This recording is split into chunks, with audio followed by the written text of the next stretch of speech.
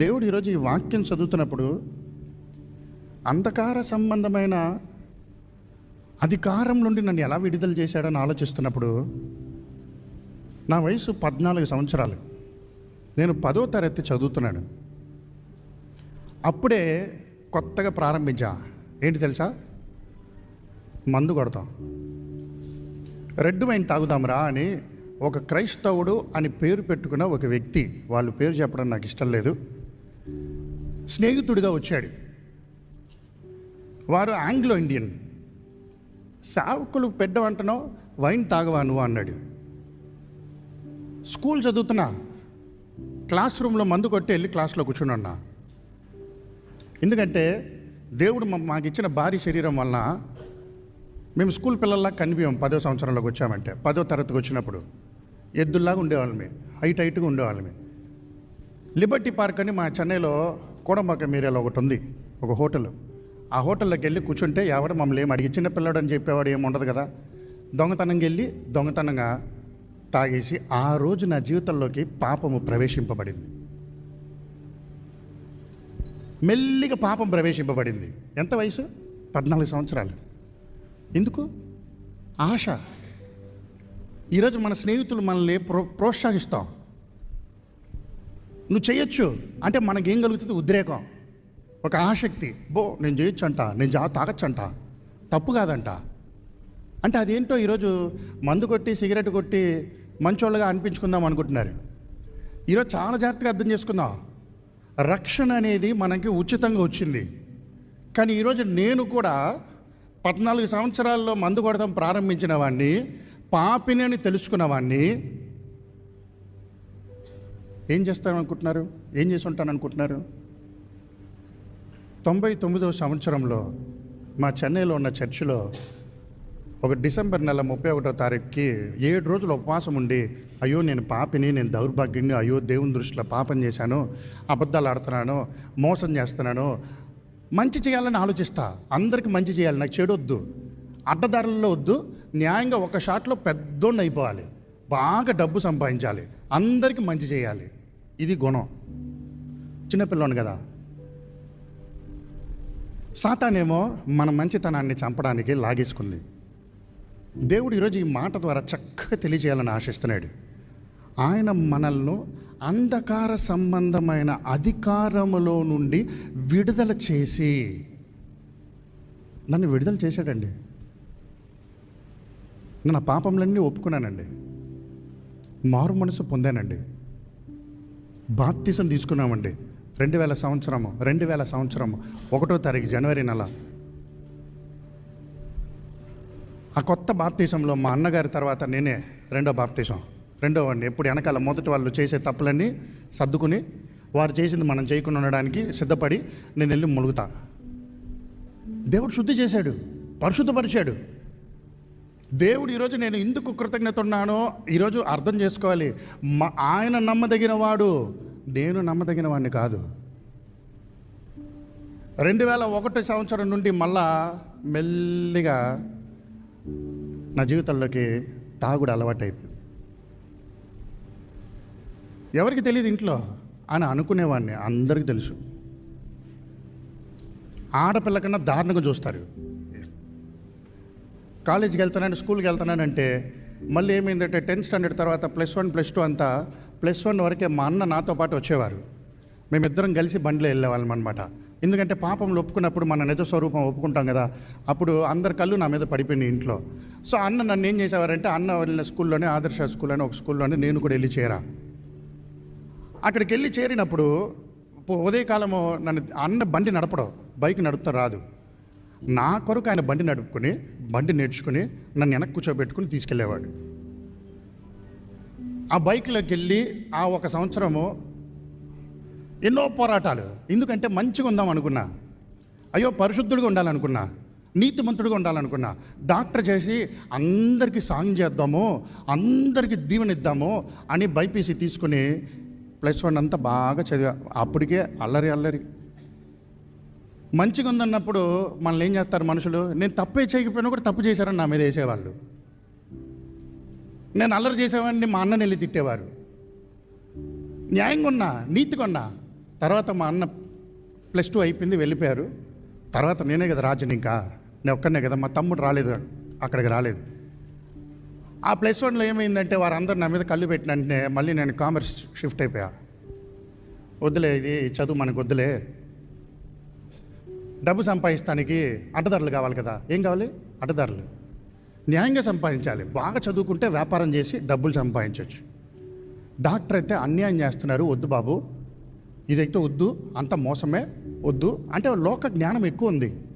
మనుషులు కదా, మనుషులు చూసినప్పుడు మనం జ్ఞానం నేర్చుకుంటాం కదా. ఆ 12వ సంవత్సరం వదిలినప్పుడు మళ్ళా నా ఫ్రెండ్స్ అందరూ ఎవరంటే నా క్లాస్మేట్లు కాదు, మా అన్న క్లాస్మేట్లు, మా అన్న సీనియర్లు, వారు మాకు సీనియర్లు. ఎందుకంటే నేను పొట్టిగా ఉండను కదా, మా క్లాస్లో అందరూ పొట్టిగా ఉంటారు. వాళ్ళే నా క్లాస్మేట్స్, వాళ్ళే నా ఫ్రెండ్స్. స్కూల్కి వెళ్ళినప్పుడు క్లాస్లో ఉంటాం, వాళ్ళ క్లాస్లోకి వెళ్ళి కూర్చుంటాం. అలా మోసం చేస్తూ మళ్ళా తాగుడికి లొంగిపోయా, సిగరెట్లకు బానిస అయిపోయా. ఇంటికి వెళ్తే నోట్లో 4 హాల్స్ మెంటోస్ అని ఒక చాక్లెట్ వచ్చేటప్పుడు ఆ మెంటోస్ని బాగా పించి నాట్లు వేసుకున్నాను. మా అమ్మ ఇంటికి వచ్చిన వెంటనే ఏంద్రా గబ్బు వస్తుంది అనేది. మా అన్న అయితే డిటెక్టివ్ ఇలా చూస్తూ ఉంటాడు నన్ను. ఏం చూస్తాడు, నేను చొక్కా ఇప్పి పట్టాను అనుకోండి, టీషర్ట్ అక్కడ ఇప్పి ఆ టీషర్ట్ తీసుకుని స్మెల్ చూస్తాడు. మనం కుదురుగా ఉంటామా, మన తెలివి ఎక్కువ కదా. మనం ఏం చేస్తాం, బయటికి వెళ్ళినప్పుడేమో ఒక టీషర్ట్ తీసి బ్యాగ్లో పెట్టేసి ఇంటికి వచ్చినప్పుడు మళ్ళీ కిందమేమో ఆ టీషర్ట్ మార్చుకుని దొంగను పట్టుకోవాలంటే పోలీసు కూడా దొంగ అవ్వాల్సిందే, అంతే కదా. అప్పుడే కదా పట్టబడతాం. అంత దౌర్భాగ్యపు జీవితం, అంత మోసకరమైన జీవితం, దేవునితోనే ఆటలాడుతూ ఉన్న జీవితం, దేవుని బిడ్డనే, దేవుని సేవకుని బిడ్డనే. ఎందుకు ఈ పరిస్థితి అంతా ఎదుర్కోవాల్సి వచ్చింది?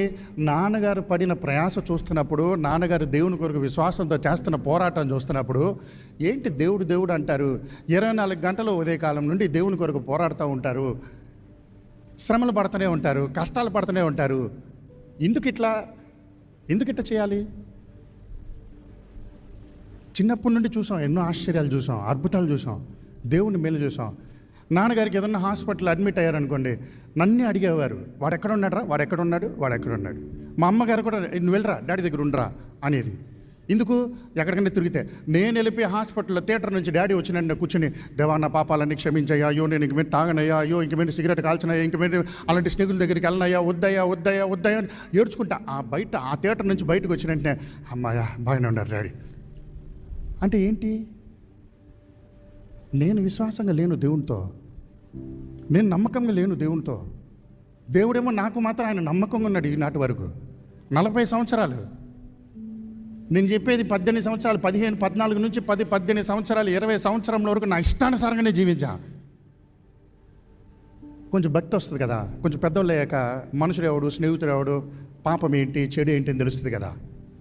ఇంట్లో ఏమో నన్ను వదలరు, దాని కొరకు పగతో కక్షతో నేను ఎక్కడన్నా మందు తెచ్చిపెట్టుకున్నాను అనుకోండి, కనిపెట్టేశారనుకోండి, ఏం చేస్తారనుకుంటున్నారు? ఆ మందు తీసి ఎవరిదిరా ఇది అని అడుగుతారు. నాకు తెలియదు అంట. ఇంట్లో ఉండదు, ఇంట్లో పైన ఆ 8 అయితే గంట మోగుతుంది మనసులో, గంట అవుతుంది, సాయంత్రం 8 అయింది అనుకో, ఎట్టన అవ్వాలి, ఎట్టన వచ్చేయాలి, ఈరోజు కొట్టేయాల్సిందే, 60 రూపాయలు అయిపోవాలి, మందు వెళ్ళిపోవాలి, లేకపోతే నెమ్మది ఉండదు. ఏం అక్కర్లా, ఒక్క బాటిల్ అంటే 1/2 లీటర్ బాటిల్ ఒక్క సిప్లో వెళ్ళిపోవాలి. ఎంత దౌర్భాగ్యం ఆలోచించుకొని చూడండి. సంతోషంగా ఉందేమో, ఆనందంగా ఉందేమో కొంతమందికి చూస్తానికి. ఇంతేలే దేవుని సేవకులు పిల్లలు, అవును ఇంతే, ఇటాగా ఉంటాడు. దేవుని కొరకు ప్రయాసపడుతూ ఉన్నప్పుడు సాతాను దేవుని కుటుంబంనే లాగుతూ ఉంటాడు. నువ్వు దేవుని కొరకు వెళ్ళాలనుకున్నప్పుడు ముందు నిన్ను తాకడానికి చూస్తాడు. నువ్వు పరిశుద్ధంగా నిలబడినప్పుడు ఎవరిని పట్టుకుంటాడు? కుటుంబంని పట్టుకుంటాడు. అది ఆ రోజు నాకు అర్థం కాల. ఆ రోజు నేను వాడు ఊబుల్లోనే ఉన్నా. ఆ ఘటన అవుతుంది. ఒకరోజు చెడు స్నేహితులు డబ్బులు సంపాదించాలంటే హత్యలు చేస్తే డబ్బులు సంపాదించవచ్చు, న్యాయంగా బ్రతుకుతే డబ్బులు సంపాదించనవట్లా. ఒకరిని కొడితే డబ్బులు ఇస్తారు, మందు కొట్టేసి కొట్టేస్తే వాడికి మనకి ఎందుకు? లాప్ వేసినోడు వాడు తీస్తాడు బయటికి, ఆడు తెచ్చుకుంటాడు, నాకెందుకు? అలాంటి సహవాసంతో కూర్చుని ఒకరోజు వెళ్ళిపోయా. టీ నగర్ అని ఒకటి ఉంది, ఆ ఏరియాకి వెళ్ళి కత్తులు పెట్టుకుని మా 6-7 ఉన్నాం. వాడిని చంపాలనుకుని వెళ్తున్నాం. నేనేం చేయలే, అది చూసిన వెంటనే వాళ్ళు నరికేశారు, కళ్ళ ముందే నరికేస్తారు. నేనేం చేయలే, కత్తులు చేతిలో పెట్టుకున్నా, కళ్ళ ముందే నరికేశారు. మమ్మల్ని తరుముతున్నారు కొంతమంది. తరుముతున్నప్పుడు నా ఒళ్ళంతా దెబ్బలు, గాయాలు. నేను ఇంటికి వచ్చిన వెంటనే కాళ్ళు చేతులు దెబ్బలు కట్టుకుని వచ్చిన వెంటనే వీడెక్కడో బైక్లో పడ్డాడు రాడు, వీడెక్కడో పడ్డాడు వీడు. ఎందుకు? ఆ రోజు మనసాక్షికి వచ్చింది. ఆ రోజు నన్ను రక్షించాడు దేవుడు, నన్ను కాపాడాడు. అక్కడికి వెళ్ళిపోకున్నా, అటువైపు వెళ్ళిపోకున్నా. అయ్యో, ఇలాంటి నీచమైన పని చేసి డబ్బు సంపాదిస్తున్న వల్ల లాభం లేదు. ఒక్కొక్క ఘటము ఒక్కొక్క మెట్టు. రోషం ఎక్కువ. ఎందుకంటే మన వెనకాల ఉన్నది ఎవరు? లోకం. ఇట్ట కాదురా బాబు, డబ్బులు సంపాదించాలంటే మంచి పని చేసి సంపాదిద్దారా బాబు, ఒక రాజకీయవేత్త అవుదాము అని ఒక ఎమ్మెల్యే దగ్గరికి వెళ్ళి రోజు కాలేజీకి వెళ్తున్నానని చెప్పి 9 నుంచి 5 గంటల వరకు వాడి దగ్గరికి వెళ్ళి అకౌంటెంట్గా పనిచేస్తున్నా. ఒక 3 నెలలు చేసి ఉంటా. న్యాయంగా ఉన్నాడు, మంచోడు అంటారు అందరూ వచ్చి. వాడు చాలా మంచోడు రావాడు, వాడు చాలా మంచోడు, నీలాంటోడు కావాలి. ఎందుకంటే నమ్మకస్తుడు కావాలి. మనం ఎవరిది తీసుకోము. అచ్చలికి వెళ్తలేదు, కొడతానికి వెళ్తలేదు, తిడతానికి వెళ్తలేదు, వ్యభిచార వ్యాపారాలు చేయడానికి వెళ్తలేదు. అన్ని ప్రయత్నాలు చేసేసాడు సాతాను నా జీవితంలో, అన్నీ చేసేసాడు. వెళ్ళాను, ఉన్నాను, అక్కడ ఉన్నాను, ఆ స్థలంలో ఉన్నాను, అన్ని స్థలాల్లో ఉన్నాను. కానీ దేవుడు ఈ మాట చెప్తున్నాడు ఈరోజు కొంతమందికి, ఇక్కడ ఉన్నవారికి కూడా. నేను యథార్థంగా ఒప్పుకుంటున్నాను, ఈరోజు లేను. ఆయన నమ్మదగినవాడు. ఈరోజు ఆయన నన్ను కాపాడాడంటే ఎందుకు కాపాడాడు? నన్ను ప్రేమిస్తున్నాడనా? ఏదో నేను గొప్పవాడినా? ఏదో దేవజనులు బిడ్డనన్నా? తల్లిదండ్రుల యొక్క విజ్ఞాపన వలన, తల్లిదండ్రుల యొక్క ప్రార్థన వలన దైవజనులు దేవుని సేవ చేస్తాం ప్రారంభిస్తున్నారు. 2003 సంవత్సరం వరకు కూడా టెలివిజన్ ప్రోగ్రామ్ స్టార్ట్ అవ్వాలి, అప్పుడే ప్రారంభిస్తున్నారు. అప్పటికే తాగి లివర్ పోయింది. 2006లో హాస్పిటల్ అడ్మిట్ చేశారు. థామస్ చర్చ్ గారిని హాస్పిటల్ అడ్మిట్ చేస్తే ఆయనేమో నన్ను ఒక 100 క్వశ్చన్లు అడుగుతాడు. నాకేమి తెలియదు, నాకేం లేదంటాను. డాడీ మమ్మీని తీసుకెళ్ళి పక్కకి వెళ్ళి మాట్లాడతాడు. నేను బాగానే ఉన్నాను, నాకేం అలవాట్లు లేవు అంటాను. ఆడికేమో రిపోర్ట్లు చూస్తే అన్ని తెలుస్తాయి. మనమేమో కాదు అంట. అంటే ఎంతకాలం మోసం చేసాం? ఒక్కరోజు కూడా తాగకుండా లేను. రోజు తాగుతూనే పడుకునేది. తాగపోతే రద్ద రాదు, తాగపోతే మనశాంతి రాదు. సాతాను అలా బంధించేశాడు తాగుడుతో. దేవుని కృప వలన, కేవలం దేవుని కృప వలన నాన్నగారు ఎలా నన్ను భరించుకున్నారో, ఎలా నన్ను ఓర్చుకున్నారో, ఎలా నన్ను సహించుకున్నారో. రేపు పోరా అని వదిలిస్తుంటే ఈ పాటికి నేను ఈ లోకంలో ఎక్కడ ఉండేవాడినో. ఈరోజు నా అన్న తమ్ముళ్ళు, ఈరోజు నేను వాళ్ళకి వ్యతిరేకంగా ఎన్నోసార్లు వెళ్ళిపోయా, బాంబేకి వెళ్ళిపోయా, బెంగళూరుకి వెళ్ళిపోయా. నా జీవితం నేను చూసుకుంటా, నా బ్రతుకు నేను చూసుకుంటా, నా గురించి మీకు ఎందుకు దిగులు అంటే వారు నన్ను ఎలా ప్రేమించేవారంటే, రే తిరిగి వచ్చారా, వద్దురా వచ్చారా, నువ్వు బ్రతకలేవురా వచ్చారా అంటే, నేను ఎందుకు బ్రతకలేను?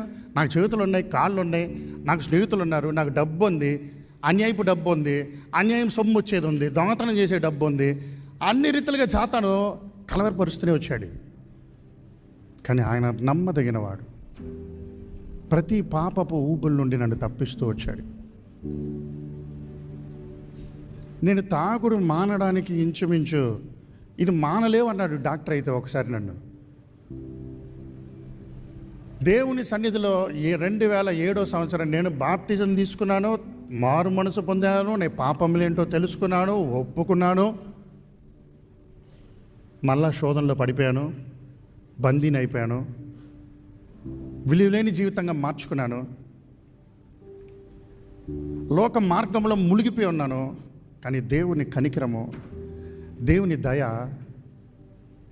వెలుగులోకి తీసుకొచ్చింది, చీకటి నుండి వెలుగులోకి తీసుకొచ్చింది, నిజమైన మార్పును తీసుకొచ్చింది, నిజమైన పశ్చాత్తాపం తీసుకొచ్చింది.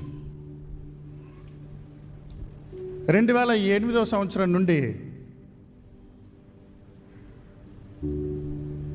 2007 మే నెలలో సెయింట్ జార్జ్ అని చెన్నైలో ఒక ఉజ్జీవ సభ పెడతానికి ప్రారంభించాం. మొదటిగా ఆ రోజు ఇంక తాగుడంతా ఆపేసాము, వదిలేసాము. దేవుడు కనికరించాడు. ఒప్పుకున్నాను, నా పాపముల కొరకు ఏడ్చాను, దేవుని సన్నిధిలో విజ్ఞాపన చేశాను, నా దేహంలో ఉన్న అవయములన్నీ పరిశుద్ధపరిచాయని బ్రతిమలాడుకున్నాను. చేతులు కాళ్ళు వణికిపోతూ ఉంటాయి, ఇప్పుడు కూడా వణికిపోతాయి. దాని పరిహారం నా జీవితంలో అనుభవించాల్సిందే. కొన్నిసార్లు తిండి తినకపోతే చేతులు కాళ్ళు కొట్టుకుపోతాయి. ఎక్కువసేపు తిండి తినకుండా ఉన్నానంటే పైనుండి కాళ్ళు చేతులు టగ టగ కొనుక్కుంటాయి. అది ఇప్పుడు వచ్చిన జబ్బు కాదు, నేను చేసిన పనులకు నేను అనుభవించుకుంటున్నా. అదొకటేనా? సిగరెట్ కాలుస్తానికి ఇంటికి వెళ్తే సిగరెట్ కాల్చలేను రా బాబు అని ఒక సిగరెట్ ప్యాకెట్ కొని ఆ సిగరెట్ ప్యాకెట్ను కాలుచ్చి అయ్యో ఇది వేస్ట్ చేయడం ఎందుకు అని రెండు సిగరెట్లు పెట్టుకుని కాల్చేసి ఊదీసి అమ్మాయా అనుకుని ఇంటికి వెళ్ళేవాడిని. అన్నీ వదిలేసి, ఎందుకంటే డబ్బులు పెట్టి కొన్నావు కదా, వదలకూడదని బాధ, దాని మీద జాలి. పాపం మన దేహం మీద జాలి లేదు. సాతాను భయంకరమైనవాడండి. మన దేహాన్ని పాడు చేయడానికి ఇతరుల కనికరం చూపిస్తూ ఉంటాడు. దేవుడు అన్ని రీతులుగా బాగు చేసిన దేవుడు, అన్ని రీతులుగా నన్ను విడిపించిన దేవుడు, అన్ని రీతులుగా నన్ను తప్పించిన దేవుడు, అంధకారపు లోయలో నుండి నన్ను విడుదల చేసి తాను ప్రేమించిన తన కుమారుని యొక్క రాజ నివాసులుగా చేశాడంటే ఎవడన్నా నమ్మగలరా? ఈరోజు ఎవడన్నా నమ్ముతున్నాడా? నేనే నమ్మలేకపోతున్నా. ఎంత దౌర్భాగ్యుడిగా ఉన్నవాడిని దేవుడు ఈరోజు తీసుకొచ్చి నన్ను మార్చి ఇక్కడ నిలబెట్టాడంటే ఏముంది నాలో? ఏముందని నాలో? ఏముంది నా దగ్గర? నన్ను అడుగుతుంది, ఎందుకు అడుగుతున్నాడు ఆయన? ఏం అడుగుతున్నాడు నా దగ్గర నుండి? నన్ను అడుగుతున్నాడా? నా బలం అడుగుతున్నాడా? ఆయనకి బలం లేదా? ఆయనకి శక్తి లేదా? ఆయన సామర్థ్యం లేదా? ఎందుకు నన్ను పాపం నుండి విడిపించి ఈరోజు నీతిలోకి నడిపించాలని ఆశించాడు? మనం డబ్బులు సంపాదించాలని ఆశలో ఉన్నాము, గొప్పలు అవ్వాలని ఆశలో ఉన్నాము, నీతిని సంపాదించాలని ఆశలో ఉన్నాము. నా జీవితంలో టర్నింగ్ పాయింట్ అంతా నాన్నగారికి నడులో అరిగిపోయిందని, ఆయన అరిగిపోవడానికి కారణం నేనే. నా పాపంలో ఆయన మీదకి వెళ్ళేవి, నేనే ఆయన కూడా ఉండేవాడిని. నేనే ఆయన లోకంలో వెళ్ళి వాక్యమును బలంగా సువార్తను ప్రకటించేవారు. బలముగా వాక్యము లోకంలోకి వెళ్తూ ఉంది. టీవీ ప్రోగ్రాం దగ్గర నిలబడి నేను పక్కన ఎడిటింగ్ చేస్తూ ఉంటా. ఇంకా చెప్పాలంటే నోట్లో హన్స్ వేసుకుని ఆ హన్స్ ప్యాకెట్లు ఉంటాయి. అప్పుడంతా ప్యాకెట్ ఉండేది కాదు, రుద్దిసి నోట్లో పెట్టుకుని ఇట్లా పెట్టుకుని ఉండాలి అంతే. గంటలు ఈరోజు నా పళ్ళన్నీ ఊడిపోవడానికి కారణం అదే. అలా పెట్టేసుకుని ఏం తెలీదు, గమ్మునంట. నాన్నగారు తిడతా ఉంటారు, అరే అది కాదురా, ఇది కాదురా, నాకు ఈ తెలుగు ఎందుకురా బాబు, ఈ తెలుగు పెడితే చదివితే నన్ను ఇరికిచ్చేస్తారా బాబు, ఇక్కడ నాకు వద్దురా బాబు. సరే రెడీ అని కూర్చొని చేయించేవాడిని. అప్పుడు అనుకునేవాడిని, నాన్నగారికి తెలీదా ఆయన ఎంతమంది తాగుబోతులు చేతుల మీద మెడల మీద చేతులు వేసి వాళ్ళని బాగు చేశారు. ఈరోజు నేను తప్పిపోకూడదని ఆయన నన్ను పక్కన పెట్టుకుని కూర్చుని ఉన్నాడు. ఆయన ప్రేమ ఎంత గొప్పది, ఆయన త్యాగం ఎంత గొప్పది, ఆయన సహనం ఎంత గొప్పది, ఆయన ఓర్పు ఎంత గొప్పది. ఎన్ని రీతిలుగా నేను బాధ పెట్టానని ఆలోచిస్తూ ఉంటే అంటే దేవుని నమ్మకత్వం ఏంటో అర్థమవుతుందా? ఈరోజు నీ జీవితంలో నువ్వు కూడా దేవుణ్ణి ఎన్ని రీతిలుగా నువ్వు బాధ పెడుతున్నావో ఎవరికి తెలియట్లేదు అనుకుంటున్నావు. నువ్వు అందరికీ తెలుసు, తెలిసినా కూడా ఈరోజు మనం ఏమనుకుంటున్నావు, అబ్బో నేను నీతిమంతుణ్ణి, నేను పరిశుద్ధుణ్ణి, నేను పవిత్రుణ్ణి, అన్ని గుణాలు చూసా, అన్ని గుణాలు రకాలు అయిపోయినాయి, అన్ని మనస్తత్వాలు చూశాను. లోకంలో న్యాయంగా డబ్బు సంపాదించే మార్గం కనిపిలా. పని చేశాను కదా ఒకటి దగ్గర, ఆడు కూడా అంతే మంచి చేస్తారని అంటున్నాడు ఒకడికి, ఆడిని మంచి చేయడానికి తవ్వుతానికి వాడే వెనక పంపిస్తున్నాడు, మళ్ళీ అన్యాయపు సొమ్ముని తీసుకొస్తున్నాడు. ఏంటిది? ఇదేం లోకం? ఒక రోజంతా వెళ్ళి పోలీస్ స్టేషన్లో కూర్చొని ఉన్నాను.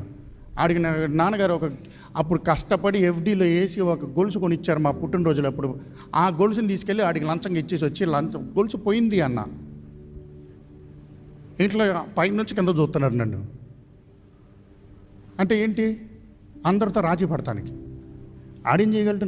నేను అక్కడ రాకూడదు, అక్కడ నా పేరు ఉండకూడదు, ఆ ఎఫ్ఐఆర్లో నా పేరు ఉండకూడదు. ఏమన్నా చేసుకో, నువ్వు ఏం కావాలో చెప్పుకో. మాట్లాడుతూ వచ్చితే ఏదైనా చేయగలవు. నువ్వు ఎంతకాలం చేయగలవు? ఎంతసేపు చేయగలవు?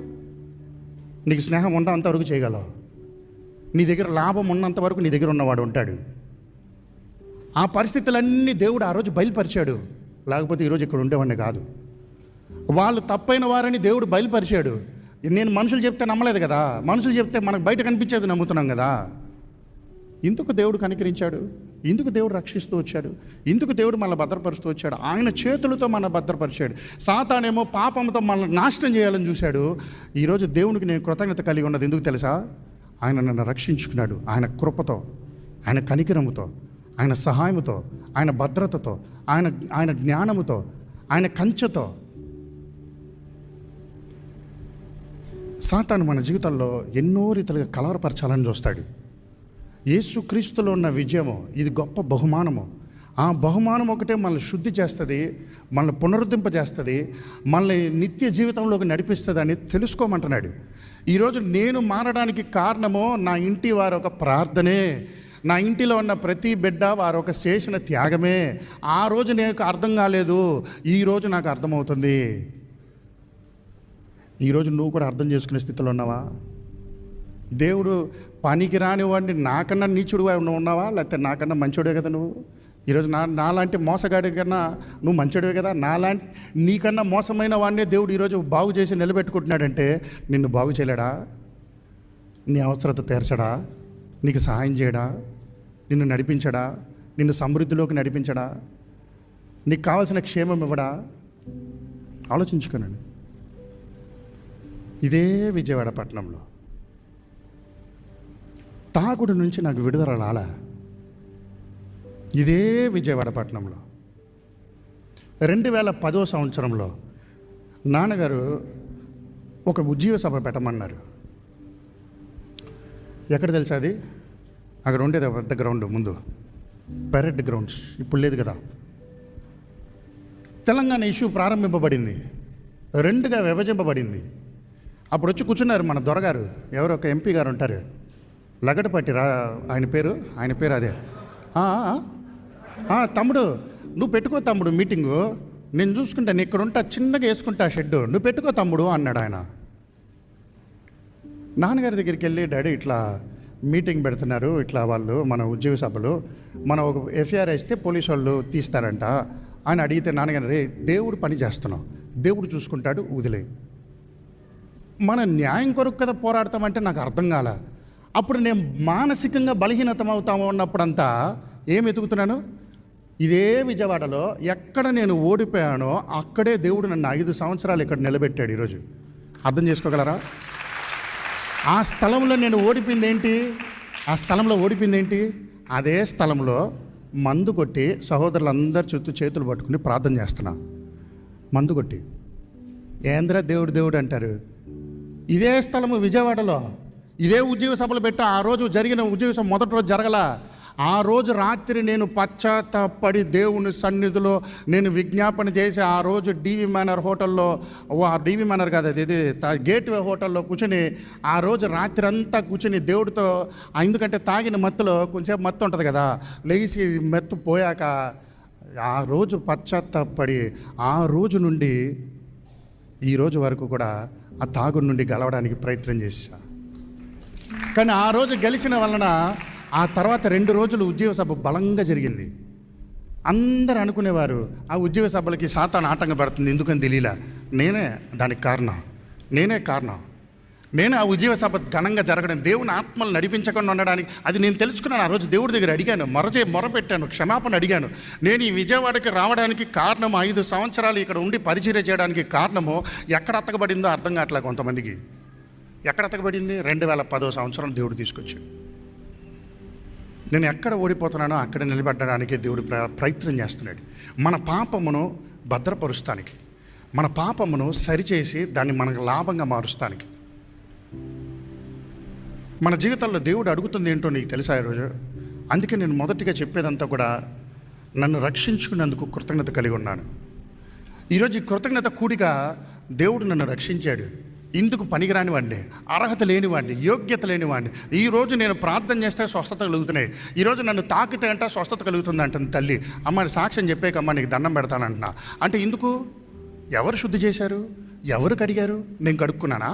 నా పాపం నేను ఒప్పుకుంటే విడుదల జరిగిందా? లేకపోతే దేవుని ఆత్మకి నా జీవితాన్ని అప్పచెప్తే కలిగిందా? ఈ 5 సంవత్సరాల్లో కూడా ఎన్నో పోరాటాలే, ఎన్నో శోధనలే, ఎన్నో కష్టాలే, ఎన్నో ప్రయాసలే, ఎన్నో నిందలు పడాల్సి వచ్చింది, ఎన్నో అవమానాలు పడాల్సి వచ్చింది, చెయ్యని తప్పుకన్నీ కూడా నిందలు పడాల్సి వచ్చింది. ఎందుకు నిందలు పడాల్సి వచ్చినా కూడా గమ్మున ఎందుకు ఉండాల్సి వచ్చింది? ఆ గతంలో చేసిన తప్పుల కొరకు ఈరోజు మౌనంగా ఉండాల్సి వచ్చింది. దేవుడు శుద్ధీకరణ 40 సంవత్సరములు అనేది దేవుడు ఒక పని కొరకు మనల్ని శుద్ధి చేశాడు, సిద్ధపరిచాడు, పరీక్ష సమయం అయింది అని తెలియచేయడమే దీని ఒక ముఖ్యత్వము. రెండవదిగా మనం కృతజ్ఞత తెలియజేయాల్సిందంతా కూడా నన్ను కాపాడినందుకు కృతజ్ఞత తెలియజేస్తున్నాను. ఇన్ని సంవత్సరాలు దేవుడు నన్ను కాపాడుతూ వచ్చాడు. ఇన్ని సంవత్సరంలో సాతాను నా జీవితంలో ఎన్నో ప్రభావాలు చేసిన, ఎన్నో ఆకర్షణలు చూపించిన, ఎన్నో ఆకర్షణలతో నన్ను నింపాలని చూసిన, నా మార్గంలో లాగాలని చూసిన దేవుడు నన్ను కాపాడుతూ వచ్చాడు. అపాయాలు ఇవ్వాలని వచ్చాడు సాతాను, నష్టాలు ఇవ్వాలని వచ్చాడు, దాడులు ఇవ్వాలని వచ్చాడు, ఇరుకుల్లో పంపించాలని వచ్చాడు, నా మీద నిందయ్యాలని వచ్చేసాడు, ఆ డాక్యుమెంట్లోకి పెట్టేయాలని వచ్చాడు. పెట్టేద్దాం అనుకున్నాడు. కేవలం దేవుని కృప, కేవలం దేవుని కృప. కీర్తనలో 121 అధ్యాయం 7వ వచనంలో ఆయన ఏ అపాయము రాకుండా యెహోవా నిన్ను కాపాడును, ఆయన నీ ప్రాణమును కాపాడును, ఆయన నీ ప్రాణమును కాపాడును. ఈ 40 సంవత్సరంలో కూడా దేవుడు నా ప్రాణమును కాపాడుతూ వచ్చాడు. నా తప్పులు కాపాడాలి ఆయన ముందు. నన్ను తప్పు చేయకుండా నన్ను శిక్షించుంటే నా ప్రాణం ఎక్కడుండేది? ఈరోజు నా ప్రాణం నీ ప్రాణం ఈరోజు దేవుడు నువ్వు చేసే తప్పులకి శిక్షిస్తుంటే నువ్వు ఎక్కడ ఉంటావు? ఈరోజు ఏ స్థితిలో ఉంటావు? నా ద్వారా కుటుంబానికి చెడ్డ పేరు తీసుకురావాలని ఆశించాడు. నా ద్వారా దేవుని నామానికి సిగ్గు తీసుకురావాలని సాతాను చూశాడు. నా ద్వారా దేవుని నామాన్ని బాధ పెట్టాలని చూశాడు. దేవుని నామాన్ని బలంగా జరగకుండా చేయాలని చూశాడు. కానీ దేవుడు ఈరోజు కేవలము ఆయన కాపాడుతూ వచ్చాడు. ఎందుకంటే మా తల్లిదండ్రుల ఒక ప్రార్థన, వారి పట్టుదల, మా అన్న ఒక హెచ్చరికలు. నేను బయటకు ఎక్కడికి వెళ్ళినా నన్ను కొట్టితే వాడిని దవడ వాయించి వాడి చెయ్యో కాళ్ళు ఎరగొట్టే వచ్చేవాడిని. కానీ మా అన్న నన్ను ఒకసారి కొట్టాడు. కొట్టినా కూడా ఏం చేయబుద్దేలా. ఎందుకు తెలుసా? నేను బయట చేసిన తప్పులకి ఈరోజు సరిపెట్టుకున్నానులే అనుకునేవాడిని. అప్పుడే చిన్నప్పుడే వదిలేరు, ఇంటోడే కదా, నేను లాక్ కొడితే పోతాడరా బాబు, ఎందుకు వచ్చిన గొడవ, మళ్ళీ మా అన్నే కదా అనుకునేవాడిని. సాతాను చాలా తెలివైనవాడు. మన ప్రాణాన్ని వాడి చేతుల్లోకి లాగడానికి అతి భయంకరమైన స్థితిలోనండి. నన్ను పడిపోకుండా ఆయన కృప ద్వారా భద్రపరుస్తూ వచ్చాడు. ఎన్నో పోరాటాలు, ఎన్నో అనారోగ్యాలకి గురవ్వాల్సిన వాడిని, ఎన్నో అపాయాలు నా జీవితంలో నుండి తీసాడు. నా శత్రువులు మౌనమైపోయారు. ఈరోజు నేను ఒక చోట వాడబడ్డాను అని తెలియజేయబడినప్పుడు నన్ను అక్కడ వదిలేస్తారనుకుంటున్నారా? ఈరోజు వాళ్ళు పొట్ట నాకు తెలిసిందే అనుకున్నప్పుడు, నేను అక్కడ నుండి నేను వండను అని చెప్పినప్పుడు వాళ్ళు నన్ను వదిలేస్తారనుకుంటున్నారా? నన్ను వదలరు. నేనేం ప్రాణాన్ని భయపడలా. నా దేవుడు కాపాడాడు. నా దేవుడు నా దగ్గర నుండి దూరం చేశాడు. అన్ని ప్రయత్నాలు చేస్తా, డబ్బులు సంపాదిస్తానికి అన్ని ప్రయత్నాలు చేస్తా. ఎందుకు డబ్బులు సంపాదించాలి? ఎందుకు డబ్బులు కావాలి? పవర్ కావాలి, శక్తి కావాలి, ఆశ. ప్రతి మనుషుడు ఆశ ఇదే. ఈరోజు నీ చేతుల్లో ₹1 కోటి ఉంటే నువ్వేం చేస్తావు? ఈరోజు నీ చేతుల్లో తీసుకొచ్చి నీకు ఊహించలేనంత డబ్బు నీ చేతుల్లో పెడితే నువ్వేం చేస్తావు? ఆలోచించుకోనండి. ఎక్కడ పెడతావు? దేనికి పెడదాం అనుకుంటున్నావు? దేవుడు అన్యాయపు సొమ్ము ఇవ్వడు. దేవుడు అడిగేది నీవు కష్టపడి పనిచేయి, యథార్థంగా పనిచేయి, నీతితో పనిచేయి, నీకు కావాల్సింది దేవుడు ఇస్తానని చెబుతాడు. కానీ ఈరోజు మనమంతా కూడా మనం చేసే ప్రయత్నాల వల్ల మనకు అవమానం కలుగుతుంది, నింద కలుగుతుంది, ఓటమి కలుగుతుంది. నేను ఈరోజు చెప్పుకోవడానికి నాకు సిగ్గు లేదు. ఎందుకంటే నా దేవుడు నన్ను కాపాడినవాడు. నేను కాపాడుకోవాలా? ఈరోజు నా మీదకి ఎన్ని నిందలు వచ్చినా నా దేవుడు చూసుకుంటాడు. ఈరోజు నేను చేయవలసింది ఏ క్రియ నేను చేస్తున్నాను. ఈరోజు నా దేవుని కొరకు నేను మౌనంగా నిలబడే ఉన్నాను. ఈరోజు నా తండ్రి ప్రార్థన ఉంది, మా తల్లి ప్రార్థన ఉంది, నా కుటుంబ ప్రార్థన ఉంది, ఈరోజు నా భార్య ప్రార్థన ఉంది, నా బిడ్డల ప్రార్థన ఉంది, నా సంఘం ప్రార్థన ఉంది. ఈరోజు అపవాది ఎక్కడో ఒక చోట చెడ్డ పేరు తీసుకురావడానికి ఎదురు చూస్తూనే ఉంటాడు. వాడి పని అదే. యవనస్తుడా, నువ్వు ఈరోజు ఏం చేస్తున్నావు? నీ ఒంటరి జీవితంలో నువ్వేం చేస్తున్నావు? దేవుడు చూస్తున్నాడని మర్చిపోతున్నావా? ఈరోజు నువ్వు ఎవరితో తిరుగుతున్నావు? ఎక్కడ కూర్చుని ఉన్నావు? నా జీవితంలో సాతాను పెట్టిన గురంతా నాకు తాగుడు,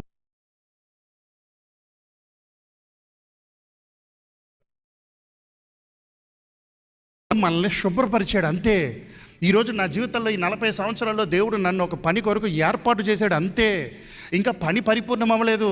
ఈరోజు మనం అనుకుంటున్నాం, ఈరోజు కృతజ్ఞత నువ్వు తెలియజేసినప్పుడే దేవుని కనికరం మన జీవితంలోకి వస్తుంది. దేవుడు అనుకున్న పనిని మనం తెలుసుకుని ముందుకెళ్ళగలం. ఈరోజు నుండి ఏదో వచ్చేస్తే దీనికి అన్నీ అయిపోయిందంట, 41 సంవత్సరాలు కొత్తవి జరిగిపోతాయంట అనుకుంటున్నారేమో. ఏమి జరగవు. ఇంకా కష్టాలు వస్తాయి, ఇంకా నిందలు వస్తాయి, ఇంకా బాధలు వస్తాయి.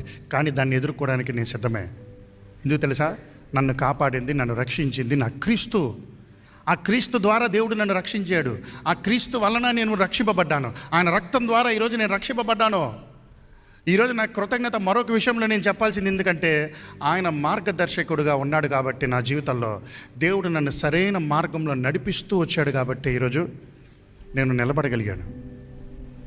నీ కొరకు ఈరోజు ప్రార్థన చేసేవాళ్ళు ఉన్నారా? నా కొరకు ప్రార్థన చేసేవాళ్ళు ఉన్నారు కాబట్టి నేను బ్రతికాను. ఈరోజు దేవుడు నన్ను అడుగుతూనే ఉన్నాడు, మనల్ని చూస్తూనే ఉన్నాడు. నువ్వు ఏ అభిషేకము నీ తల్లి గర్భంలో నువ్వు పోగొట్టుకున్నావో ఈరోజు నీకు తిరిగి ఇవ్వడానికి ఆశిస్తూనే ఉన్నాను అంటున్నాడు. నా జీవితంలో దేవుడు అది ఇచ్చాడు, నాకు ఇస్తూనే ఉన్నాడు. ఒకని నడత యెహోవా చేతనే స్థిరపరచబడును. ఒకని నడత యెహోవా చేతనే స్థిరపరచబడును. వాని ప్రవర్తన చూచి ఆయన ఆనందించును. వాని ప్రవక్తను చూచి ఆయన ఆనందించును. నాకు ఈరోజు ఎవరు కనికరం కొరకో, ఎవరు సహాయం కొరకో, మనుషులు ఏమనుకుంటారో అనుకోవడానికి కాదండి నేను చెప్పేది. నా దేవుణ్ణి నేను ఎంత బాధ పెట్టానో, అయినా కూడా ఆయన నన్ను ఎలా రక్షించాడు. నేను ఆయన ఎంత మా తల్లిదండ్రుల్ని బాధ పెట్టానో, అయినా కూడా ఈరోజు ఎలా నన్ను సంరక్షించాడు, ఎలా ఈరోజు సాక్షిగా తీసుకొచ్చి నిలబెట్టాడు, ఎలా నన్ను అభిషేకించి మరలా పునరుద్ధరింపజేసి ముందుకు నడిపిస్తున్నాడో అర్థం చేసుకోమని సెలవిస్తున్నాడు. ఈరోజు ఆయన నడత, ఒకని నడత యెహోవా చేతనే స్థిరపరచబడును. యెహోవా ఈరోజు నీ జీవితంలో ఉన్నాడు. ఇంకా ఈరోజు నువ్వు ఎలాంటి పాపివైనా, ఎలాంటి దౌర్భాగ్యుడివైనా ఈరోజు దేవుడు నిన్ను ప్రేమిస్తూనే ఉన్నాడు. నువ్వు ఆయన దగ్గర నీ పాపమును ఒప్పుకుంటే, నీ బలహీనతను ఒప్పుకుంటే. నా దగ్గరికి వచ్చే చాలామంది యవనస్తులు, పెద్దవారు కూడా వారు తప్పులు చేస్తున్నప్పుడు వాళ్ళు చెబుతూ ఉంటే వాళ్ళు చేసేది తప్పు అని తెలుస్తుంది. వారిని నేను క్షమించాలా అర్థం కాదు, ఏం చేయాలో అర్థం కాదు. నాకు గుర్తొచ్చేదంతా, నాలాంటి దౌర్భాగ్యుడిని దేవుడు క్షమించాడు కదా. అరే వీళ్ళని నేను క్షమిస్తేనే కదా వీరిని దేవుని దగ్గరికి నడిపించగలను, వీరిని క్షమిస్తే కదా దేవుని కొరకు నేను స్థిరపరచగలను అని నేను ఆలోచించినప్పుడే ఈ మాట నెరవేరుతున్నట్టండి. ఏ మాట తెలుసా అండి? వాని ప్రవర్తన చూచి ఆయన ఆనందించును. నా ప్రవర్తన ఈరోజు ఒకరి మీద కనికరం చూపించినప్పుడు, ఒకరికి జాలి చూపించినప్పుడు, ఒకరిని క్షమించినప్పుడు, లేని నింద నా మీద వేసుకున్నప్పుడు ఓకే రైట్ అంతేనా? పౌలు ఏం చేశాడు? ఆయన పాపిగా మారిపోయాడు. దేవుని కొరకు విశ్వాసిని సంపాదిస్తానికి శాపముగా మారిపోయాడు. ఆయన దేహమును శాపంగా మార్చుకున్నాడు. ఆయన క్రియ ఈరోజు బలంగా నిలబడి ఉంది. ఆయన చేసిన ప్రయత్నం ఈరోజు వాక్యం ద్వారా స్థిరపరచబడింది. కానీ ఆయన దేహం ఎప్పుడో మట్టికి వెళ్ళి చేరవలసిందే. కానీ ఈరోజు దేవుడు మన దగ్గర కూడా అడుగుతుంది ఒకటే ఉంది. ఈరోజు ఈ జీవిత ప్రయాణంలో దేవుడు ఈరోజు నీ కాపరిగా ఉన్నాడా? ఈరోజు ఆయన నన్ను నడిపించాడు, నేను ఏ మార్గంలో వెళ్ళాలో నడిపించాడు. నేను తప్పు చేసినప్పుడు నన్ను దిద్దాడు, నన్ను సరిచేశాడు. ఈరోజు నన్ను వదిలేయలేదు. నన్ను వదిలేసి ఉంటే నా మార్గం ఈరోజు ఇక్కడికి వచ్చి ఉండేది కాదేమో. ఈరోజు దేవుడు నీకు కూడా చెప్తున్నాడు, నీ జీవితంలో ఒక మార్గం ఉంది, నన్ను చూడు అంటున్నాడు దేవుడు. ఈరోజు నేను దేవుణ్ణి చూశాను కాబట్టి ఈరోజు ఇక్కడ నిలబడి ఉన్నాను. నేను దేవుణ్ణి చూడకుండా ఉంటే ఈరోజు ఇక్కడ నిలబడినాను. డబ్బు సంపాదిస్తానికి 100 మార్గాలు ఉన్నాయి. ఇప్పుడు కూడా న్యాయంగా సంపాదిస్తానికి కూడా మార్గాలు ఉన్నాయి. కానీ దేవుని దృష్టిలో ఒక ఆత్మను సంపాదిస్తామో ఎంతో విలువైనదని మా నాన్నగారు ఒక జీవితం చూసే తెలుసుకున్నాం. మా నాన్నగారు ఒక జీవిత ప్రయాణం చూసే అర్థం చేసుకుంటున్నాం. ఈరోజు మనుషుడికి ఉన్నదంతా కూడా లోకతత్వము, లోక మనస్తత్వము. ఈరోజు నేను పరిపూర్ణని అయిపోలా. నేను ఇందుకు దేవుడికి ఈరోజు మరొకటి కృతజ్ఞత తెలియజేస్తానని తెలుసా? పరివర్తన నా జీవితాలు ఇచ్చినందుకు నేను కృతజ్ఞత చూపిస్తున్నాను. దేవుడు ఇప్పటికి కూడా నాలో పని చేస్తున్నాడని నమ్ముతున్నాడు. ఈరోజు దేవుడు నాలో ఈరోజు కూడా పని చేస్తున్నాడని నమ్ముతున్న వల్లనే నేను ఆయనకి కృతజ్ఞత చూపిస్తూ వస్తున్నానండి. ఈరోజు నీ జీవితంలో దేవుడు పని చేస్తున్నాడని నువ్వు తెలుసుకోగలవా? ఎవడు పరిపూర్ణుడు అవ్వడం వెంటనే? నీ పాపం నుండి నువ్వు విడుదల పొందాలంటే నీ శక్తితో కుదరదు, నీ తెలివితేటలతో కుదరదు, నీ సామర్థ్యంతో కుదరదు. ఇది చెడ్డది నేను చేయను, ఇది మంచిది నేను చేస్తాను అని నీ అంతటా నువ్వు నిశ్చయించలేవు. నువ్వు దేవుని సొత్తు, నువ్వు దేవుని బిడ్డ, నువ్వు దేవునికి కోరుకున్న బిడ్డ అని నువ్వు తప్పు చేసిన బిడ్డ అని నువ్వు దేవునికి సమర్పిస్తే నీ మార్గంలన్నీ సరిచేయగలిగిన దేవుడు. ఈరోజు నీ జీవితంలో కృతజ్ఞత ఉందా? నా జీవితంలో కృతజ్ఞత ఉంది. నన్ను రక్షించినందుకు కృతజ్ఞత ఉంది, నన్ను కాపాడుతున్నందుకు కృతజ్ఞత ఉంది, ఈరోజు నాకు మార్గంను చూపిస్తూ వస్తున్నందుకు కృతజ్ఞత ఉంది, నన్ను ఆయన మార్గంలో నడిపిస్తూ ఉన్నందుకు కృతజ్ఞత ఉంది, నా జీవితంలో రూపాంతరం ఇచ్చినందుకు నాకు కృతజ్ఞత ఉంది, నా పరిస్థితిని మార్చినందుకు కృతజ్ఞత ఉంది. ఈనాటికి కూడా నా జీవితంలో ఆయన పని చేస్తున్నాడు, ఒక కార్యం చేయాలని ఆశిస్తున్నాడు. దానికి నాకు కృతజ్ఞత కలిగి జీవిస్తున్నాడు. మరి ఈరోజు నీ జీవితంలో కృతజ్ఞత కలిగి జీవించాలని నువ్వు ఆశిస్తున్నావా, లేకపోతే ఇంకా భయమే నీ జీవితంలో కలుగుతుందా? ఫిలిప్పీలు రాసిన పత్రికలో 1వ అధ్యాయం 4వ వచనంలో ఆయన ఒక మాట చెప్తారు పౌలు గారు, మీలో ఈ సత్క్రియను ఆరంభించువాడు మీలో ఈ సత్క్రియను ఆరంభించిన వాడు యేసుక్రీస్తు దినము వరకు దానిని కొనసాగించునని రూఢిగా నమ్ముచున్నాను. ఈ 40 సంవత్సరములు దేవుడు నన్ను భద్రపరుస్తూ, నన్ను మారుస్తూ, నన్ను మలుస్తూ, నన్ను సరిచేస్తూ క్రీస్తు రూపంలోకి నడిపించింది ఇందుకొరకు నడిపించాడు. ఆయన రూపంలో మారుస్తానికే చేస్తున్నాడు. ప్రతి మనుష్యుని కూడా దేవుడు ఆయన రూపంలోకి మార్చాలని ఆశిస్తున్నాడు. ఈరోజు మనల్ని విశ్వాసంలో బలపరచాలని, ప్రార్థనలో లోతవ్వాలని, మన సాక్ష్యము కృపతో నింపబడి ఉండాలని ఆయన ఆశిస్తూ ఉన్నాడండి. దేవుడు ఈరోజు నా హృదయమును, నా కోరికను, నా మనస్తత్వాన్ని, నా జీవితంలో ఇంకా ఆయన పని చేస్తూనే ఉన్నాడు. ఆయనకి మహిమ తీసుకొచ్చే కార్యములు జరిగిస్తూనే ఉన్నాడు. ఈరోజు నేను ప్రయత్నం చేస్తున్నప్పుడు ఎన్నోసార్లు నేను వదిలేద్దామని, నా వల్ల కాదు, నేను చేయలేను అని చేతులు ఎత్తేస్తా ఉన్నప్పుడు నేను చేసింది ఏముండదు, ఆయనే చేస్తూ ఉండేవాడు. ఆయన కార్యాలు చేసేవాడు, ఘనకార్యాలు చేసేవాడు. ఈరోజు నా జన్మదినమున ఈ 40 సంవత్సరాలు నేను చూస్తానని నేను ఎప్పుడు అనుకోలే. కానీ 40 సంవత్సరం అనేది ప్రారంభము. నా జీవితంలో దేవుడు ఏం అనుగ్రహించాలనుకుంటున్నాడో, నా ముందున్న పోరాటం ఏంటో, దాని కొరకు నూతనమైన అభిషేకము కావాలి. దాన్ని కొనసాగిస్తానికి, ఆయన మహిమ తీసుకొచ్చే కార్యము, ఆయన సాక్ష్యమును కొనసాగిస్తానికి సిద్ధపాటు కావాలి. ఇంకా నా జీవితంలో బెస్ట్ రాబోతుంది, బెస్ట్ రావాలి, వచ్చింది. మోషేని దేవుడు అదే అడుగుతున్నాడు. మోషే, నా పని ఇదే కదా, నేను ఆ కులము చెందిన వాడిని నేను తెలుసుకున్నప్పుడు ఏం చేశాడు? ఆ కులము వాళ్ళ చూసినప్పుడు, నా ఓడిని నువ్వు కొడతావా అని ఐగుప్తుని చంపేశాడు.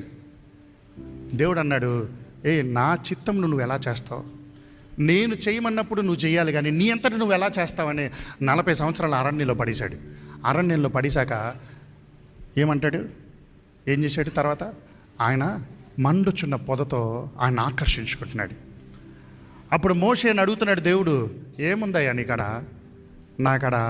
నాకు మాట తెలీదు, నేను నత్తోడిని, నేను పిరికోడిని, నాకు చేత కాదు, నేను 40 సంవత్సరాలు వాళ్ళని చూసి వచ్చాను, వాళ్ళు నాకు తెలీదు, నేను చేయలేను అని మోషే అంటూ ఉంటే, అరే నీ చేతిలో ఏముందో చెప్పయ్యా. ఆ గొర్రెలు కాచుకునే కర్ర ఒకటి ఉంది.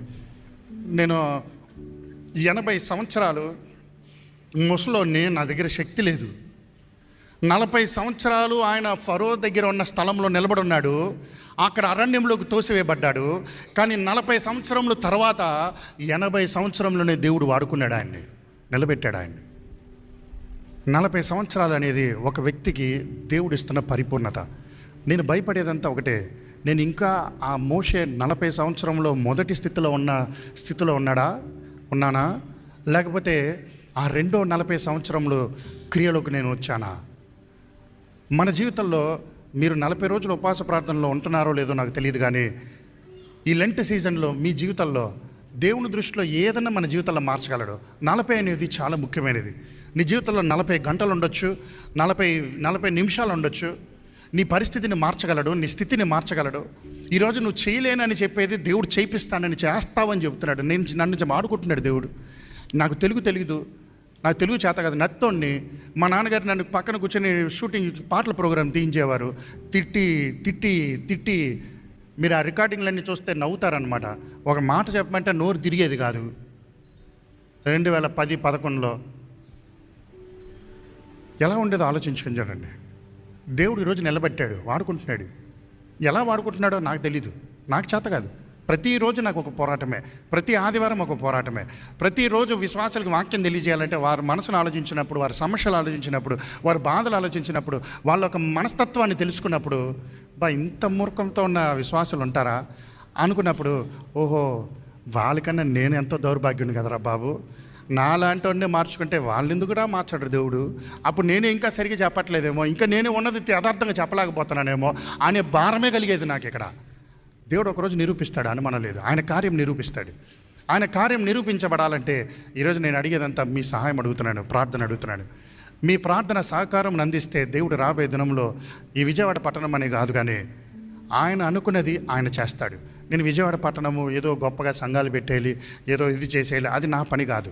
ఈరోజు కొంతమంది అడుగుతున్నారు, మీకు FCRA ఫండ్ ఉంది కదా, మీకు విదేశాల నుండి డబ్బులు వచ్చేస్తున్నాయి కదా అని, ఇక్కడి నుంచి వచ్చేస్తున్నాయి కదా. అరే బాబు, నేను అప్పులు చేసి నా చీట్లు కట్టుకుని స్వర్ణ కన్వెన్షన్ పెట్టా 5 సంవత్సరాలు. మా నాన్నగారు ఏం డబ్బులు ఇవ్వలే మాకు. మా చీట్లు కట్టేదంతా మా ఓనర్ గారే, మా ఇంట్లో ఉండే ఓనర్ గారే. వచ్చే కానుకంతా వడ్డీకి వెళ్ళిపోతుంది, అది బాధపడుతున్నా. ఈ ఏప్రిల్ నెల నుండి దేవుడు ఒక కార్యం చేయబోతున్నాడు. ఒకటి, ఆడ దుకాణం మూసి అక్కడికి వెళ్తాం. ఎక్కడికి? పాతపాడు. కొంతమంది అంటున్నారు దేవుని స్తోత్రం. నేనేం చేయను, నేను ప్రయత్నం చేస్తూనే ఉన్నాం.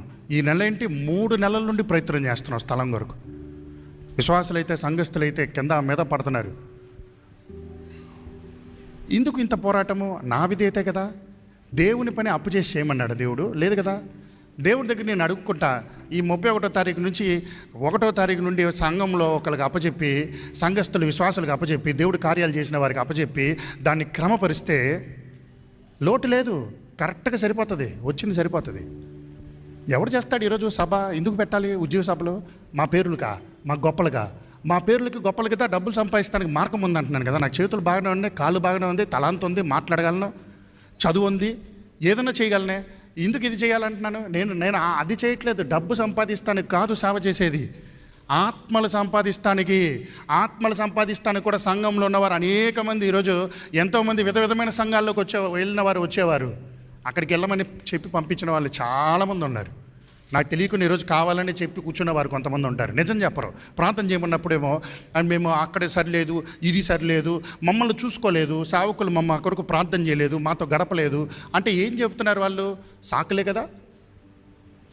అంటే నిన్ను హెచ్చరించే వాళ్ళు ఉంటే నువ్వు ఇంకొక సంఘానికి వెళ్తావు, నిన్ను గద్దించే వాళ్ళని నీకు నువ్వు చెప్పినన్నిటికి ఆహా ఓహో అన్నారంటే ఏం చేస్తావు? నువ్వు అక్కడే ఉంటావు.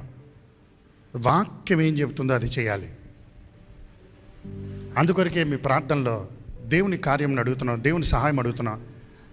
ఇంతవరకు నన్ను భద్రపరిచిన దేవుడు ఈ శ్రమ కాలంలో ఎందుకు ఈ ఉపవాస ప్రార్థన పెట్టాలి, ఎందుకు ఈ ప్రార్థన గుడికి పెట్టాలి, అవసరం లేదు అనుకున్నాను. కానీ మా నాన్నగారు పోయిన వారము టికెట్ బుక్ చేసేసుకున్నాను రా, మీటింగ్ పెట్టరా అన్నప్పుడు మళ్ళీ నేను ఆలోచిస్తూ ఉన్నా. తమ్ముడిని అయితే లాస్ట్ ఇయరే అడిగాను, మా అన్నని కూడా లాస్ట్ ఇయరే అడిగాను. మా అన్న అయితే అందరిని తీసుకొస్తారన్నారు కానీ తీసుకురాలేకపోయారు. వాళ్ళకి ఎగ్జామ్స్ జరుగుతున్నాయి పాపం. నైట్ ఎంతో ట్రై చేసాం, మాట్లాడాము, కారు పంపిద్దాం అనుకున్నాము, వస్తామనుకున్నారు. అంత ప్రయత్నాలు చేసి చివరి నిమిషాల్లో అంటే అందరిని కలిస్తే ఎలా ఉంటుందో ఆలోచించాడండి. ఆనందం ఉంటుందా? సంతోషం ఉంటుందా? సాక్ష్యం అనేది ఒక నిమిషంలో చెప్పలేము. కానీ ఈరోజు వాక్యానికి సంబంధించిన మాటలు మాత్రం తెలియజేస్తున్నా. దేవుడు ఎలాంటి వాడినన్నా ఈరోజు రక్షించగలడు, ఎలాంటి దౌర్భాగ్యునన్నా దేవుడు కనికరించగలడు. ఎలాంటి వాడివైనా నువ్వు ఈరోజు ఎలాంటి దానివైనా, నీ రహస్య పాపంతో నింపబడిన దానివైనా, ఈరోజు రహస్య పాపంతో నింపబడిన వాడివైనా దేవుడు నిన్ను మార్చగలడు. ఆయన నిన్ను మార్చాలి కానీ మనుషులు కాదు. ఈరోజు నా ఉద్రేకముతో, నా క్రియతో ఏదో నువ్వు మారాలనుకుంటే నువ్వు మళ్ళీ మోసపోతావు. ఈరోజు నా గురించి నువ్వు ఏమని చెప్పుకో, నాకు ఏం బాధలు, ఎందుకంటే నా దేవుడు నన్ను ఏమనుకుంటున్నాడో నాకు అది కావాలి. నా దేవుని ఎదుట నేను యథార్థవంతుడిగా జీవిస్తున్నానా లేదా అనేది నాకు ముఖ్యం. దేవుడు ఈరోజు నన్ను చూస్తున్నప్పుడు ఆయనకి ఇష్టమైన బిడ్డగా నేను జీవిస్తున్నానా, ఆయన చెప్పమని పని నేను చేస్తున్నానా, ఆయన చెప్పిన క్రియలు నేను చేస్తున్నానా అనేది దేవుడు మనల్ని అడుగుతూ ఉంటాడండి. ఈరోజు నా జీవితంలో దేవుడు చేసిన మేలు అన్నిటికీ నేను కృతజ్ఞత కలిగి చెల్లిస్తున్నాను. ఆయన నన్ను పనికిరాని వాడిని ఈరోజు లేవనెత్తుతూ, సరిచేస్తూ, బాగు చేస్తూ, నన్ను క్షమిస్తూ, నన్ను బాగు చేస్తూ వచ్చిన దేవుడు ఒకసారి ఆలోచించాడండి. 8 సంవత్సరాలు ఒక తాగుబోతూ, రోజు తాగే వ్యక్తి ఈరోజు బ్రతుకున్నాడా? రోజు తాగే వ్యక్తి. బర్మ బజార్ అని ఉంటుంది మా చెన్నైలో, ఆడికి వెళ్తే అన్ని ఇంపోర్టెడ్ సరుకులే. ఏదో 60 రూపాయలు మందు కొట్టామని అనుకుంటున్నారేమో. ఎందుకంటే నా స్నేహితులు అలాంటి వాళ్ళు, అలాంటి స్నేహితులు. ఎక్కడి నుంచి వచ్చారు స్నేహితులు? మనలో ఏదో లాభం కోరతారు, వాడేదో మనకు మంచి చేస్తున్నట్టు మాట్లాడతాడు.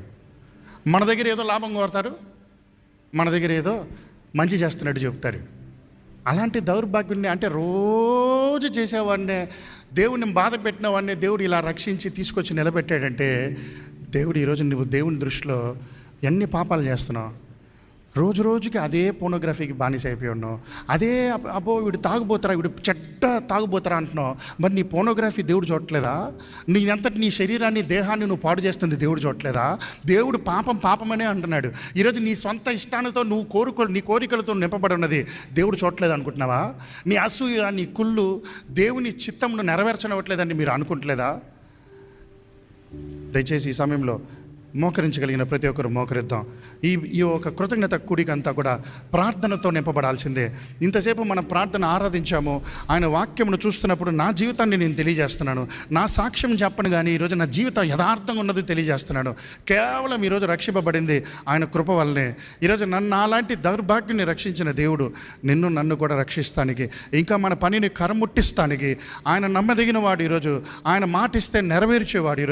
ఈరోజు నీకు ఏ విషయంలో ఆయన సహాయం కావాలి? దేవా, ఈరోజు నీ సహాయం కావాలయ్యా నాకు. అయ్యా, ఇంకా నా ముందున్న పోరాటంను పరిపూర్ణం చేయడానికి నాకు సహాయం కావాలయ్యా. ఈరోజు నా యవన జీవితం చూడయ్యా, నా యవన కాలం చూడయ్యా. నీ హృదయం తెరిచి, నోరు తెరిచి ఒక మాట చెప్తావా? దేవా, ఈరోజు నాకు బలం కావాలి. ఈరోజు నేను నిన్ను బాధ పెడుతూనే ఉన్నాను, నిన్ను కలవర పెడుతూనే ఉన్నాను. ఈరోజు నిన్ను బాధ పెట్టి కలవరపెట్టి నీ దగ్గర దూరంగా వెళ్ళిపోయినా కూడా ఈరోజు నీ కనికరం నన్ను వెంటాడుతూనే ఉందయ్యా. నీకు కృతజ్ఞతలయ్యా. ఈరోజు నన్ను రక్షిస్తూనే ఉన్నా, నీ కృతజ్ఞతలయ్యా. ఈరోజు నేను సజీవ లెక్కలో ఉన్నానంటే అది కేవలం నీ కృప వలనయ్యా. ఎలా నీ కొరకు నేను బ్రతకాలో నాకు నేర్పించయ్యా. ఈరోజు నా దోషములు క్షమించయ్యా, నన్ను శుద్ధి చేయ్యా, నన్ను బాగు చేయ్యా, నన్ను పరిపూర్ణుడి చేయ్యా. అయ్యా, నన్ను పరివక్తలోకి తీసుకురా అయ్యా. ఈరోజు నా అంతరంగమును సరిచేయ ప్రభువా. ఈరోజు నా ఆలోచనలు సరిచేయ ప్రభువా. నీ కొరకు బలంగా వాడబడే జ్ఞానము నాకు దయచేయ్యా. నా త్రోవలు సరిచేయ ప్రభువా, నా ఆలోచనలు సరిచేయ ప్రభువా, నా చేతి పనులు సరిచేయ ప్రభువా, నా ఆలోచనలో ఉన్న ప్రతి లోకంను సరిచేయ అయ్యా. ప్రతి అంధకారమైన సంబంధంలో ఉన్న శక్తుల నుండి నన్ను విడుదల దయచేయ్యా. అయ్యా, నేను ఒంటరిగా మిగిలిపోతున్నప్పుడు ఏం చేయాలో అర్థం కాని స్థితిలో ఉన్నానయ్యా. ఈరోజు నాకు నీ సహాయం కావాలేసయ్యా. ఈరోజు నీ బలం కావాలయ్యా. ఈరోజు నువ్వు ఒంటరిగా మిగిలినప్పుడే నువ్వు పాపం చేయాలని ఆశిస్తూ ఉన్నావండి. కానీ ఈరోజు నీ ఒంటరితనంలో నువ్వు దేవుని వైపు చూడగలవా? దేవుడు నిన్ను బాగు చేస్తాడని నువ్వు అంగీకరించగలవా? ఈరోజు నువ్వు ఎలాంటి మనస్తత్వంతో ఉన్నా కూడా దేవుడు నిన్ను సరి చేయగలడు. ఈరోజు నిన్ను బాగు చేయగలడు, నిన్ను శుద్ధి చేసి ఆయన ఆశీర్వాదాన్ని నీ జీవితంలో కుమ్మరించగలడు అని అంటున్నాడు. ఈరోజు నీ హృదయం తెరుస్తావా? నీ మనసు తెరుస్తావా? నీ జీవితం తెరుస్తావా? నీ పరిస్థితిని తెరుస్తావా? నీ ఆలోచనలు తెరుస్తావా? ఈరోజు నన్ను వాడుకో ప్రభువా. ఈరోజు నన్ను నిలబెట్టు ప్రభువా.